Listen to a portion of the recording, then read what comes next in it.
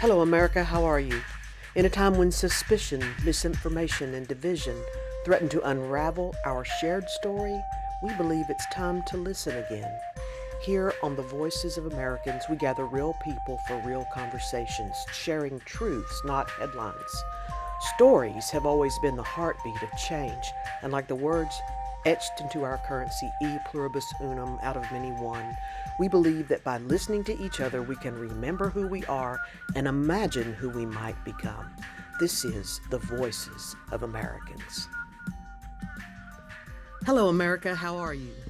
Thank you for joining us on this episode. This is an episode with the working title of Leadership in Urgent Times. I have three super intelligent, powerful men in the Zoom tonight, and they each have their own perspectives. I have tremendous respect for each one of them, and I'm glad to introduce them to you, but also to one another. As you listen to this broadcast when it's published, please share it and like and comment in the spaces below.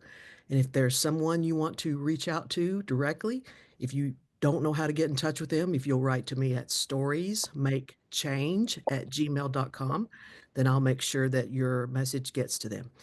So tonight we have three amazing leaders, really, not just in Georgia, but spanning really the nation. And I'm really pleased to introduce TJ Copeland, John Jackson, and Larry Wallace.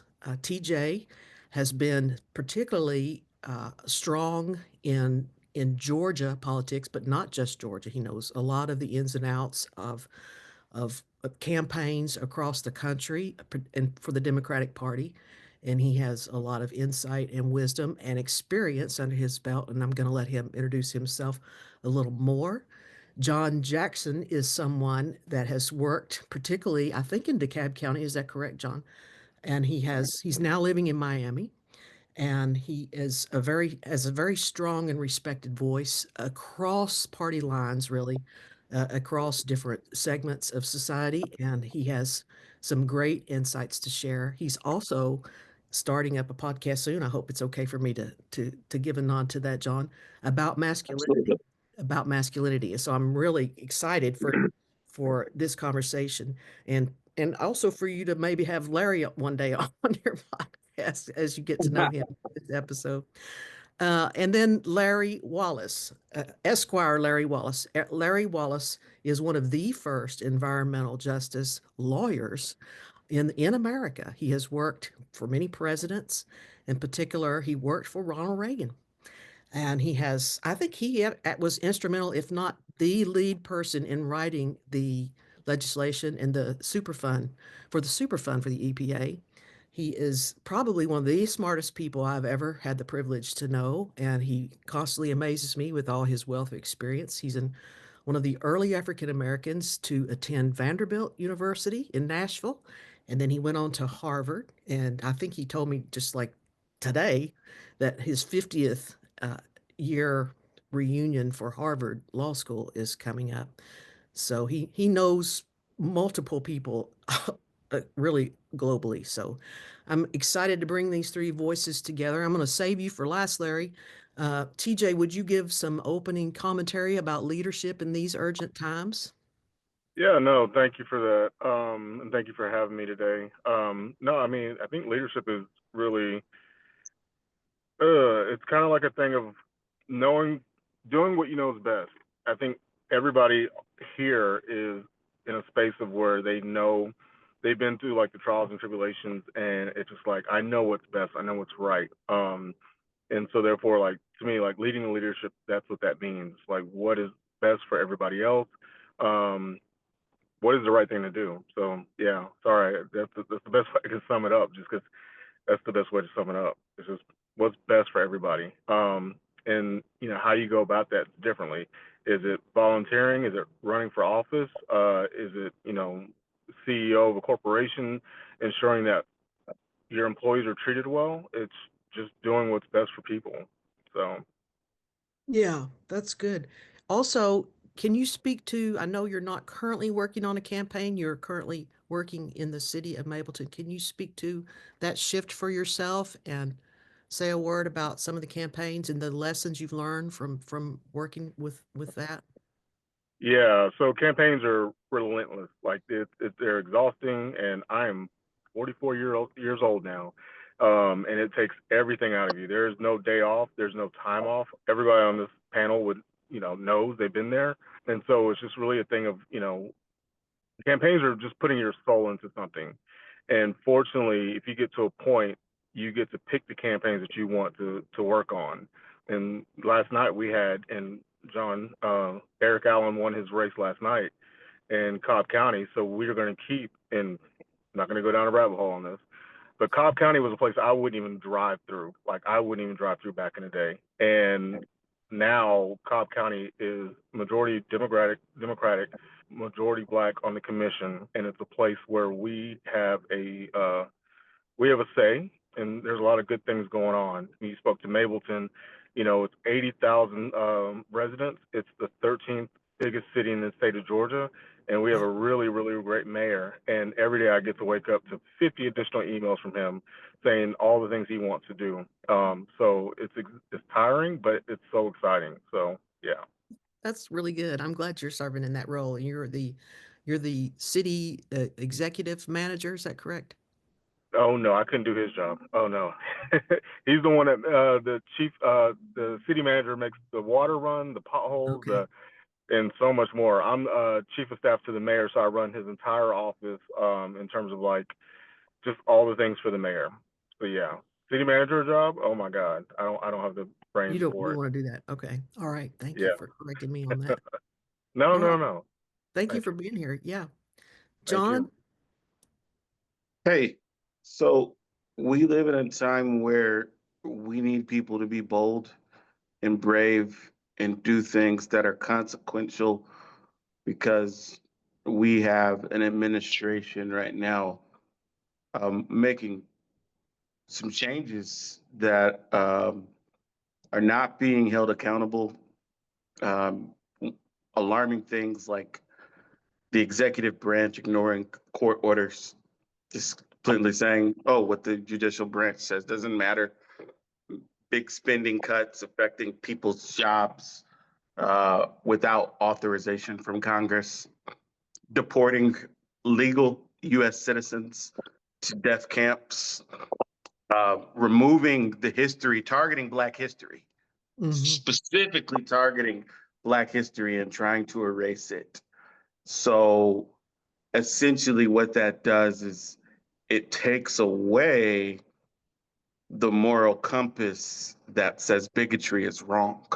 When you Hmm. take away the history of a people who've been here so long and endured so much, you take away that moral compass. They know exactly what they're doing. They're trying to uplift white supremacy. There's no politically correct way to say it. It's what That's they're right. doing. They intentionally put white nationalists in that cabinet who have hatred of people who are not like them. Women's rights have been under attack since the Trump Supreme Court's been there, and the GOPs have taken super majorities in these legislators. But the reality is they're attacking it even further. They want a handmaidens tales type society, Mm. and so what I recognize a big piece of that is sharing with young, impressionable men and boys out there that this isn't real manhood. This doesn't represent real masculinity. This doesn't represent confident manhood. Confident man doesn't need to be controlling over those over people. Good leaders are not controlling. Good leaders are not subjugating people to oppression. Good leaders empower people to be the best person they can be. And if you would ask me, this modern right embodies the opposite of what I would call masculinity. Hmm. It's really a faux masculinity that is an excuse to oppress people. Hmm. Yes, thank you for that. And you this is something you've been thinking about and working with for a really long time, I think. It's And you it's had something. Go ahead. I was going to say you have had military experience even, right? I did serve in the Marines, and Mhm. I can tell you that every great thing about the Marine Corps has nothing to do with the toxic ideals that are being put out by this administration, by the far right influencers you have out there trying to say that masculinity is about disrespecting women, it's about oppressing minorities, it's about no, no, it's not. No, it's not a real. When I think of a man, I think of Dr. Martin Luther King Jr., who inspired the world. Right. I think of Fred Hampton. I think of men who their voice, their strength inspired entire nations and Mhm. will live on forever. So to me, the one thing that liberals, the left, Democrats, we can't be afraid to address men, to address manhood, and to say that, hey, masculinity is important. If we don't define it, then the right's going to define it, and they've got a very toxic definition of it. That's right. Yeah. Yeah. Thank you. Yeah. Just listening to Trump, the just was it last night or the night before last, being interviewed for marking his 100 days. Oh, I'm gonna try to refrain from my visceral reaction, but the toxic qualities that you're referencing. If all you do is posture and call names, and I don't want to be that person by calling him a name, but I mean it's hard not to. Just a punk. It was like a playground punk move to totally just try to roll over and still talking about President Biden and making that he's been doing this for all. If anybody had ever done any of that to him, what happens is that he starts saying he's persecuted. That whole persecutory delusion is what gets me. Anyway, I digress. But thank you for being here. And Mr. Larry Wallace, you want Yes. to say more about yourself, sir?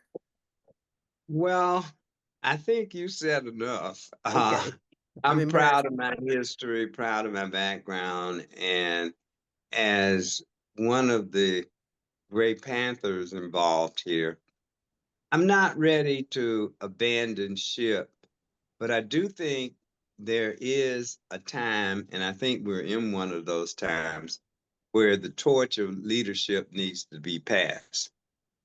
The demands on leadership is always great because whether it's during the pre-World War II era or whether it was when we were fighting in the streets for civil rights or when we were fighting in my youth. And one of the reasons I got an education was to avoid going to Vietnam, fighting over there.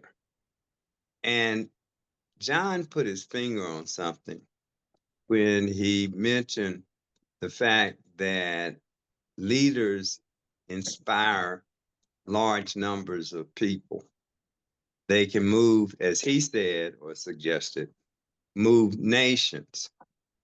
And I don't believe that our current president is a leader.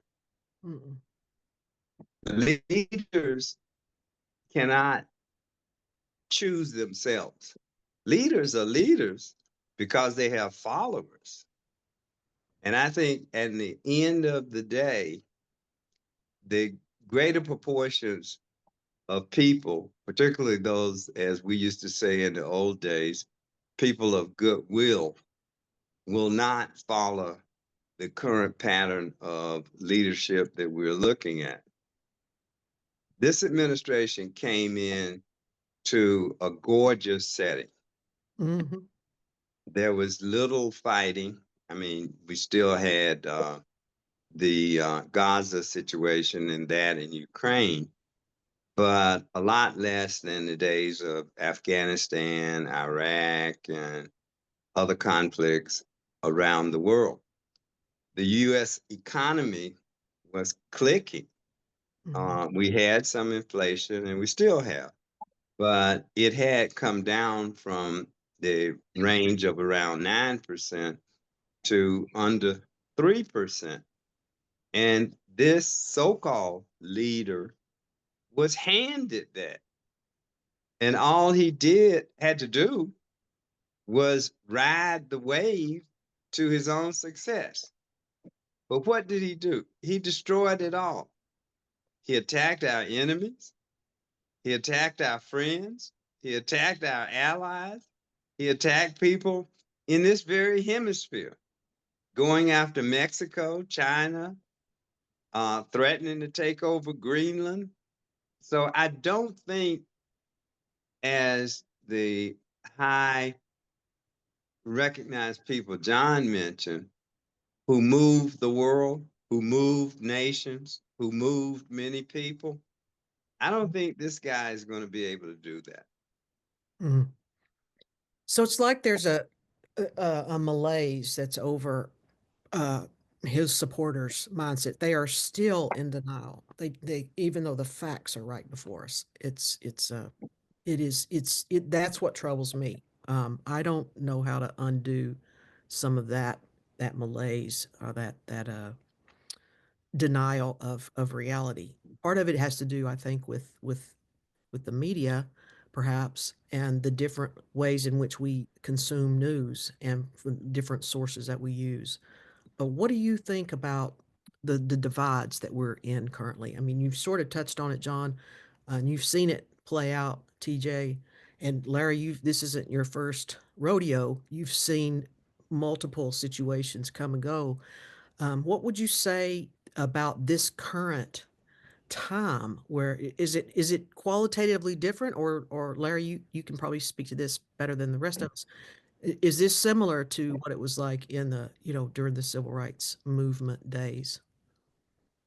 Well, believe it or not, I actually take sort of an opposite view. Okay.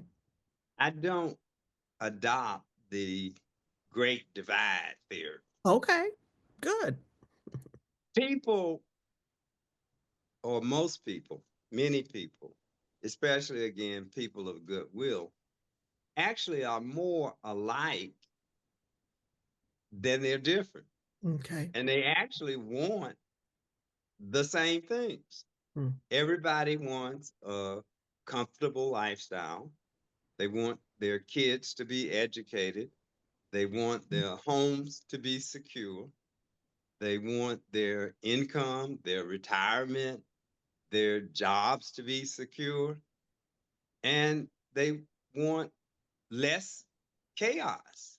mm, I think what you'll see with the true believers of MAGA that, as you suggested, hasn't happened yet and they continue to deny reality. I think the real harshness of all of this is threatened and sort of projected, but it really hasn't hit yet. mm, Wait till it hits. mhm. I mean, this is going to be closer to 1929 than anything else we've seen in our lifetimes. Mm, And so when people are selling apples on the street, people are jumping out of high-rise buildings mm, on Wall Street, all of which happened in 1929. mhm. And if these things that we have happening now keep moving in this direction, that will happen. They might not get religion early on, but I'm just waiting. Yeah, that's a good point. Mm, Yeah, sorry. As I'm literally about to say, a fire truck goes by. But no, to what Larry just said, yes, like it's something I've talked to close friends about. I think it's going to be an interesting next few years, and I tell everybody to save your money and be smart with what you're doing and get a safe job and whatnot, as safe as it can be. I do think to what you just said, it's definitely everybody wants the same thing. I think that there is a demographic, and obviously an overwhelmingly demographic that sees things a little bit different than we do and doesn't want the best for everybody, and they see it through a skewed perspective. There was literally somebody that I know that voted for Donald Trump and got a letter saying that your job is no more, like your government job is no more, because they didn't believe it. They were like, oh, he's just saying that, whatever. But I do think there is a divide, but you're right. I think everybody wants the same thing. It's just how they want to go about it. So yeah, I mean, even when you look at education, I mean, the Department of Education is about to be gone. I mean, and I'm not downing her as a person, as an individual, because I don't know her, but our Secretary of Department of Education she's WWE. Like, what are we doing? You know? Mm-hmm. And I've always said, as a former teacher, I've taught for 13 years, we never take education seriously. Like, we don't. When you look at other countries that spend a lot less on education, they're doing better than us, and it's because we put band-aids over things, and we put literally this individual over the Department of Education. So I always say, like, to what Larry just said, I think everybody wants the same thing. I think there's a demographic that's more concerned about themselves and not about Americans as a whole. So yeah. Yeah, that's a good point. Mm-hmm. Well, I think that we need to understand that Trump didn't win the election off just your hardcore MAGAs. They are a very sizable minority of the population, enough Mm-hmm. to really uh, give him momentum. But the reality is, a lot of independent and traditionally Democratic voters voted Mm-hmm. for Trump. And Wow. Mm-hmm. I think what it comes down to, misinformation won in 2024. Misinformation is still winning. Mm-hmm. And your hardcore MAGAs are going to be willfully ignorant and dig their heels in until they can't anymore, until they Mm-hmm. literally can't, Mm-hmm. because it's a brand that they put their happiness in to Mm-hmm. maintain. But there is already buyer's remorse out there for Trump votes, and that would be amongst your more independent, maybe more moderate, conservative folks who, maybe didn't weren't in love with Trump, but thought he was a better choice than Kamala Harris. And in my opinion, to have thought that, you have to seriously believe misinformation or have some serious willful ignorance, Yeah. not at the Right. level of your hardcore MAGA, who Mm-hmm. is Trump could literally say something and then 5 hours later say, I didn't say that. And the hardcore MAGAs would be like, yeah, he didn't say that. He didn't say that at all. Fake news media is lying. I'm like, Mm-hmm. it was lies. How are they lying? And Right. that is something that it's nerve wracking that so many people are like that right now. But Or they, at, or at, they like to say he said it in jest. Right. Mm-hmm. Yeah. Like, come on, what are we right, doing? but we know for a fact that all the crazy stuff he says as the president of the United States, he's for real about a lot of it. Sometimes he's kidding, sometimes he's not, and I do believe in engaging them as a group of people, because I don't want them to be any more isolated. If they get any more isolated, they're gonna have swastikas on their shirts. Mm-hmm. Like that, they can't get more isolated. They have to kind of talk to people who are not in their same universe. And it does rub off on them maybe a little bit. It may not stop them from being MAGA, but I do believe that we can't isolate ourselves from people who don't think like us. I don't have a choice. I live in a place where Trump won, and I live in a state that isn't battleground like Georgia. Trump won Florida by nearly double digits, and he won the county I'm in by double digits. So I think that I have no choice, and the reality is, um, when we think the work we do that's going to change things, there's two groups that we have to make an impression on: those who bought into the lie that it doesn't make a difference if I show up and vote, those who bought into the lie that there's anything competent about Trump and his movement, who aren't super hardcore, who just maybe bought into misinformation, who Maybe they're not racist people at all. Maybe they're just folks who fell into a rabbit hole of misinformation. I know some pretty smart people who spout conspiracy theories, and I'm like, Mhm. oh no, not you too. Yeah. um, Mhm. but it happens. I think it's a rabbit hole that Americans fall into, unfortunately, and we've got to win. If we don't win the information battle, if truth doesn't win the information battle, then the wrong people will take power. You said if truth doesn't win the information battle, is that what you said? Yes, Okay. Yeah, I want to emphasize that. Yeah. or at least the desire for truth. Right. Right. Yeah, can I jump in there for a second? Please. Yeah. So somebody very close to me called me the day of the election, and they were like, "TJ, I'm ashamed to tell you this, but I didn't vote for either one."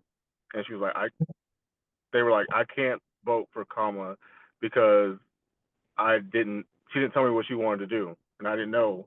And I'm like, "That's not true. Like, she literally laid it out. Like, she was literally vice president to a president that did some really good things."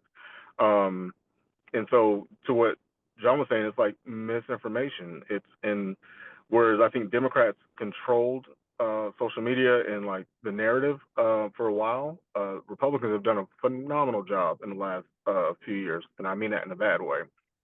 Even I listened to um, Andrew Schultz and Brilliant Idiots and all the things, and like he literally had back to back to back Republican-minded or conservative guest. You just had Pete Buttigieg. I can never say his name, Yeah. but that's one versus like 4 or 5, and that's narrative, that's messaging. And so whereas you have a new demographic coming up that's voting, they're hearing these narratives. I mean, yeah. So it's crazy. We have to do so much better with our messaging. And John and Larry, I know that's so cliche, but we just do. We absolutely do. Like we do. Well, I think you're right, TJ. But there's another, what I think is much more senator, sinister part of the strategies that they've laid down.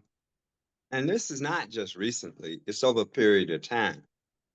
It's this notion of the fact that we have these people that they like to define as other. Mm-hmm. And while people want the same thing, the good job, the good education for their kids, the other things we mentioned earlier, they have been sold a bill of goods in a lot of ways that the quote other is going to take it away from you. Mm-hmm. The other can be a racial other, it can be an immigrant other, Mm-hmm. it can be a religious other. But once they started projecting it sometime in 2040, 2050, or in that range, that you're going to have this great browning of America, I think a lot of white folk, John, as they might not be racist, but being a racist in their way of thinking serves their interest. Mm-hmm. Because if they don't take the racial posture against minorities, women, immigrants, and others, even Native Americans, Mm-hmm. Asians. If they don't do that, they're going to take our stuff. Mm-hmm. We've had our stuff all this time, and here they come. So we have to put them down. But that's bogus. Mm-hmm. Most of the manufacturing jobs and the low education level but high earning jobs that we used to have in this country, most of them weren't taken by quote others. Most of them was taken by sending them overseas or by automation. Mm-hmm. But this misinformation technique of creating the quote unquote other scapegoat allows these people to create the kind of chaos that we're seeing and support the kind of policies that we're seeing. So to that, and Larry, you definitely, I mean, you correct me if I'm wrong. I think that that concept of what you just said and everything goes to, and when I say this, the best campaign strategy, but the most devious campaign strategy is the Southern strategy. Like, it's Yeah. them. Look at what they're doing to us. Look what they're doing to us. Like, Yeah. when we talk Them. about, yeah, when we talk about immigrants, like, what are we doing? How about we talk about the people that were born here, that live right down the street or whatever, that are doing all the same things? But we're not focused on them. We're talking about other people that don't look like us, and I'm giving air quotes. But I think it goes to the Southern strategy. It's like, let's scare people so they feel like they have to be, like, they need us, you know? And they have to demonize the other, and therefore the other becomes inhumane, and therefore it's justified that we can do anything we want to them. We can ignore their constitutional rights. We can snatch them off the street and send them to a prison for life in another country. Yeah. We can do anything. Those inhumane looking pictures that we see of people that have been deported to camps, or not camps, but prisons, I guess you say. Like you said, it makes them look unhuman, and that's a narrative. And once again, they're really good at their narrative. They're really good at it. Mm-hmm. Yeah, to your point, othering the people who have the power that you're trying to strip from having the power is part of the is the antidote to that is the DEI work. I was speaking with a other group today for a podcast that's going to get dropped probably before this one. And one woman said, you know, she's an African American preacher, Baptist preacher. She said, you know, the African American population in the United States, we're the only people who aren't immigrants. We were forced to and stripped. And now to go through this new stripping of our history and our voices and our culture is they're not gonna it's not gonna happen. And she says, you know, DEI actually means God. Dei means God. And I thought that was a clever. She's right, you know, and that's something that I feel like is an important mirror to hold up to some of the white nationalists, to the white supremacy people who don't even probably would not even realize that there's some supremacy kinds of notions that they have running through their thinking. And you know, when you only way to see God's face is to see the diversity of all of humanity. And Anyway. and to that, like I said, I taught for 13 years, and obviously I try to stay on top of policy. But you hear crazy things, and you're like, okay, but they're not going to really actually do it. I was talking to a high school teacher the other day. I went to her classroom to go, you know, do some SGA stuff, and she was literally, I was asking her, like, about slavery because she had something on her wall, and she was like, "We're not allowed to talk about it." She's like, "I'm not allowed to talk about anything that's going to make anybody uncomfortable." And I was like, "You've got to be kidding me! So you can't talk about slavery?" And she's like, "I figure out a way around it, but I cannot talk about it." And so that and so many other things that, like, people just are uncomfortable about. And I remember being in high school, no, not high school, elementary school, reading, what is it, Huckleberry Finn, and like hearing the N word, and I would cringe every single time because I went to pretty much an all white school, and so it's a thing of like I felt uncomfortable.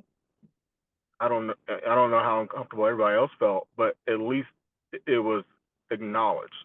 And so it's not acknowledged anymore. It's ignored. And that's why you have, I think, a lot of people being like, "Oh, it's not that serious." Well, it is that serious. Is that Like, serious? yeah, it's that serious. Like, we did horrible things as Americans. You and I've talked about this before. Like, I'm an American. Like, I love being an American. But we did horrible things. And it's okay to, like, say, I can acknowledge the fact that we did bad things. Let's fix it. And so, yeah. Yeah, thank you. It's I can circle it back to the information battle. Authoritarianism, fascism Mhm. thrives under ignorance. Mhm. It thrives when you do away with critical thinking. When you hear a MAGA argument, why are y'all defending an MS-13 gang member? I'm like, so under your logic, if someone is less than a model citizen, a police officer can just shoot you unarmed. Mm. You can be deported to a prison in a foreign country if you're a less than model citizen, because it's the same response when a black man is shot unarmed by the police. They dig up the record and say, well, he was, I'm like, does that give a cop the right to be judge, jury, and executioner? Mhm.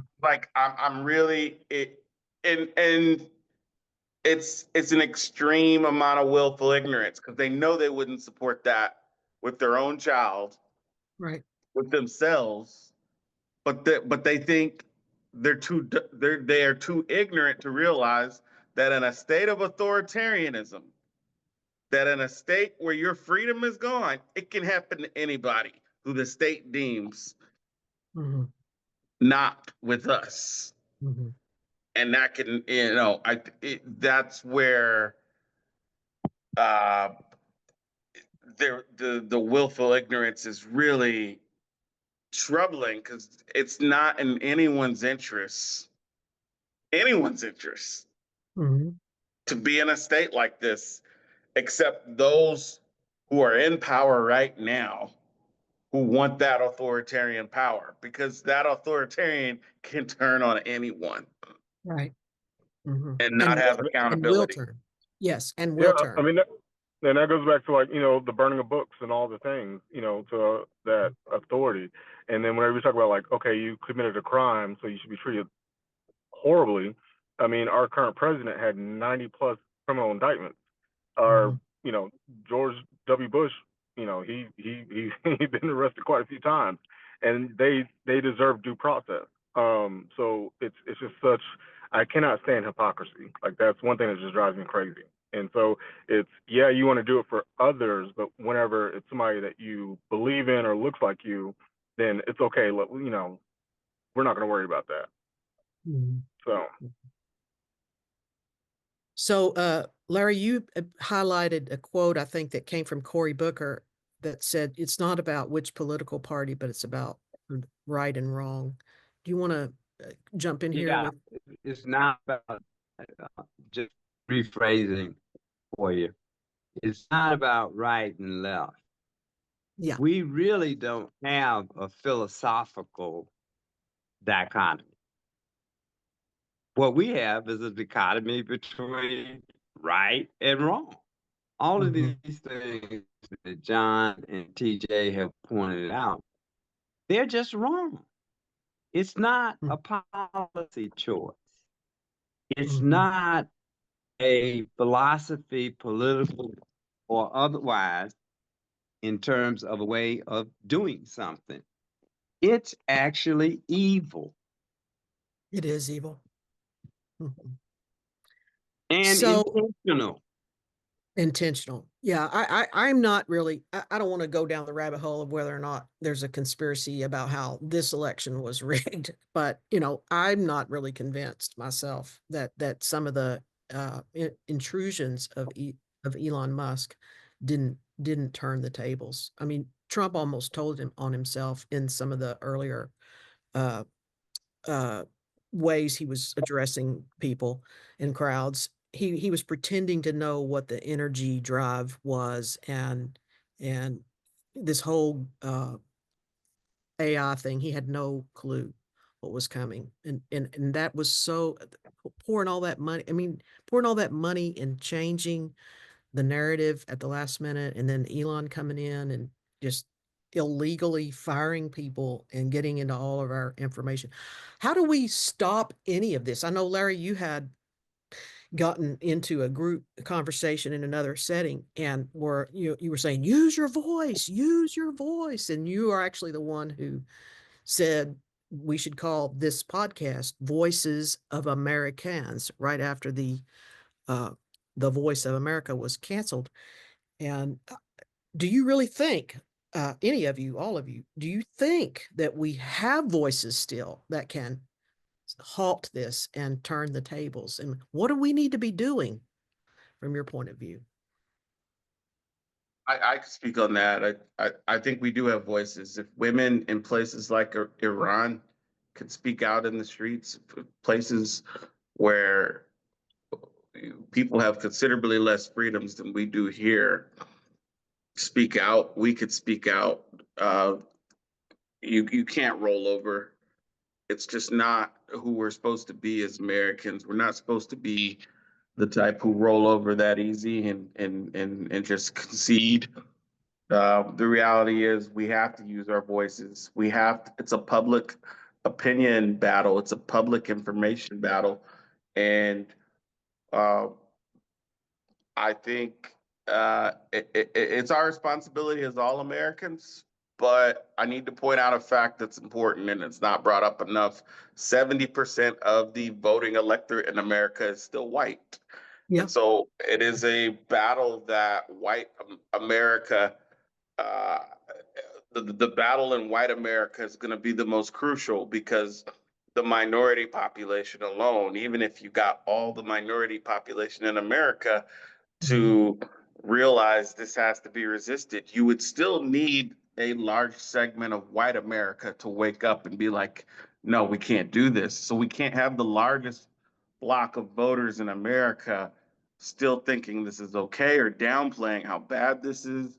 So, I have to push back sometimes from people of my own complexion, my own color, who say, uh, you know, oh, what are they doing here? They're white. And I'm like, listen, white privilege is a thing. White racism, racism is still very much a thing in America, but white people are also still the majority in America, and the white conscious has to change in order for democracy to change. Because if the majority of white Americans want fascism, the vast majority, that's what we're gonna get.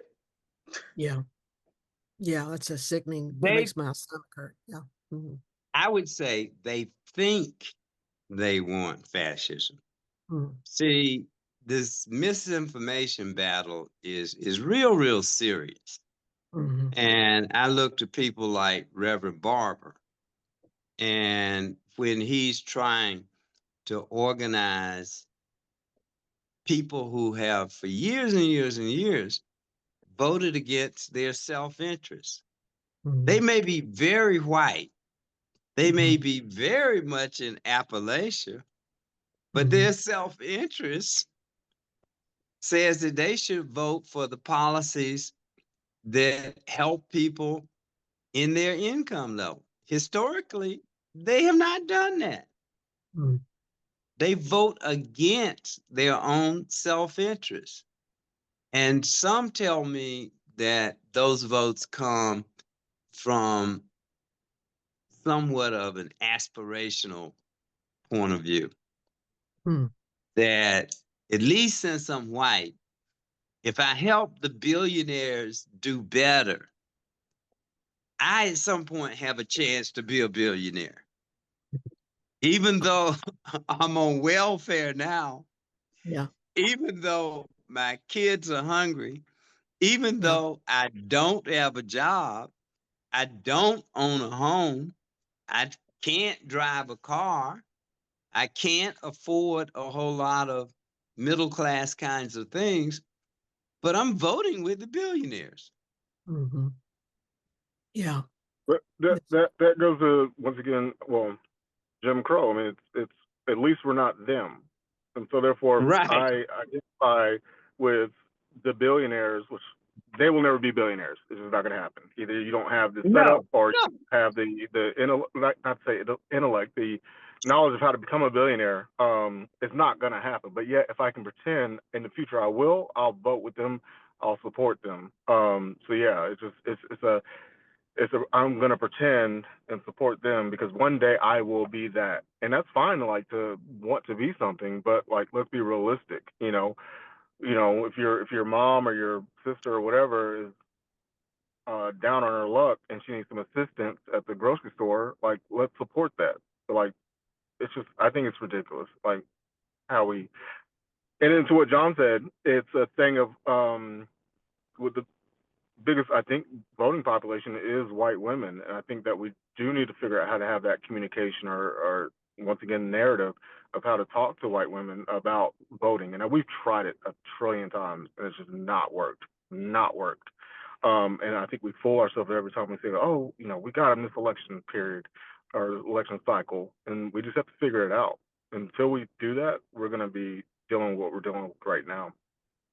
Yeah, I'm a white woman and I can't figure it out. And I talk about it a lot. It is a real dilemma. I don't know what is going to happen, but until you're right, until all people, but especially white people, start realizing that they're voting against their own interest and that they're being gaslit, and the hero that they think they're relying on is a punk, it's not going to change. And I'm not just talking about Trump. There's a whole bunch of guys behind him that are ready to step in his wake once he leaves. And I don't really think that it's going to be that long. It's kind of disheartening. But I want to just, we're coming to an end here of the hour here. And I just want to, first of all, thank you again for being present and showing up and speaking your minds and telling your truth. Just as an aside, I'm partly doing this podcast because this may come out as blasphemous, but I've kind of given up on the church having a voice to make that change happen in the mindset. I'm thinking that corporate America is really the place to go and make some appeals and dig into the core value systems and leverage the powers that they have for their interests as entities to offset and resist some of the administration fascist moves. One of the corporations that I'm trying to bid to right now for the storytelling platform has I can't name them because they haven't gotten my materials yet. They have the best code of integrity that I've ever seen.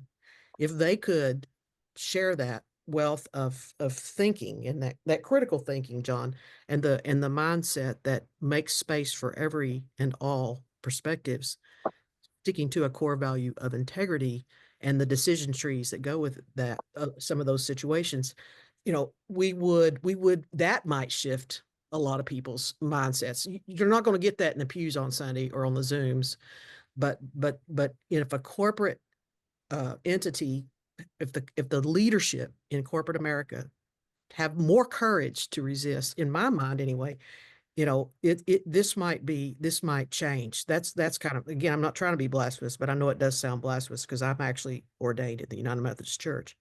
I don't think that the church anymore has as much of an influence as it used to have even 10 years ago. Anyway, that's neither here nor there. But thank you for being here. I would like for you just to sort of say one or two points to anyone who's listening about how to have courage and how to step into their leadership roles. John? Sure. So I think what it comes down to, uh, it's now or never. Mhm. Tomorrow's not guaranteed for any of us. And ultimately, you have to think about what type of person you want to be remembered as. Did you do the right thing when you had a chance? And we have a chance to do the right thing all the time. And uh, I think a large portion of the population, the majority of the people, know what's right. Mhm. And I think we have to just big part of being a leader is doing what's right, whether it's popular or not. And so I think that's uh, just do the right thing in your everyday what you do. It'll make a difference in the world around you. That's good. Thank you. I would say just being involved, and John's known me for a long time. I've always said being involved, like knocking on doors, talking to people. Um, we when we started this, I literally said there was a county that I would not drive through, and now like I love it. It's a great county because of change, and that's Mhm. because good people like went and knocked on doors and got good people elected. Is the world perfect? No, it's not. But at least I'm not afraid to drive through a county. Mm. And we're 2025, so that's Yeah. wild. So just be active. Like just be active. Find campaigns, find a candidate, get involved, get them elected. Good. Thank you. Larry, can you bring us hopes? Well, I urge everybody to come to the realization that we're all in the same boat. And if this ship sinks, we're all doomed. And if it goes authoritarian, there's not going to be a safe harbor for even those who cooperated with the authoritarian forces. They Mhm. too are going to be eaten up, chewed up, and spit out by the dear leader. And Mhm. so, as the others have, I urge everybody to do whatever you can, use whatever skills, whatever background, whatever strategies, whatever strengths that you have to oppose and to voice that opposition so that others realize it. And I think that will build a bandwagon toward us resisting these evil forces. Thank you. Thank you all. Thank you, everyone who's listening. These are Voices of Americans.